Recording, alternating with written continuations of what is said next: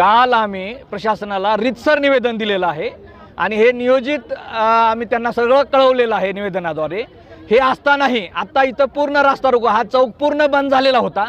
SP साहेबांची गाडी काढायची ही एक शक्कल लढवून प्रशासनानं आणि दुसरं इथं प्रत्येक पोलीस एकच म्हणायला लागलाय, विद्यार्थ्यांना अडवणूक, विद्यार्थ्यांना अडवणूक।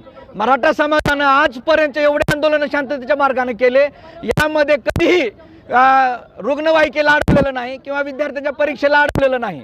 आदर्श असे मराठा समाजाचे आंदोलन आजपर्यंत राहिलेले आहेत, परंतु इथं मराठ्यांचं आंदोलन बदनाम करण्यासाठी प्रशासन हे विद्यार्थ्यांचं नाव पुढे करतंय।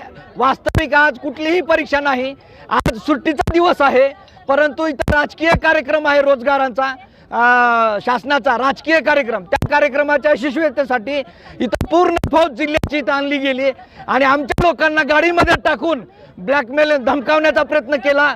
आणि ज्यावेळेस पोलीस प्रशासनाचा आम्ही निषेध करतोय, आमच्या तरुण मुलांना भीती घालण्यासाठी पोलिसाच्या व्हॅनमध्ये टाकलं गेलं आणि ज्यावेळेस सगळे आक्रमक झाले त्यावेळेस त्यांना पुन्हा खाली उतरवलं गेलेलं आहे। एकूण कोण या चौकातलं आंदोलन कसं मोडीत काढता येईल किंवा हे जो राजकीय कार्यक्रम आहे तो कसा यशस्वी करता येईल, यासाठी चुकीच्या पद्धतीनं पोलीस मराठा समाजावर प्रेशर आणतंय आणि मराठा समाज कसा बदनाम होईल यासाठी लातूरमधून पोलीस प्रशासन कार्य करतंय। मराठा समाजाला डाग लावण्याचं काम पोलीस प्रशासन करतंय।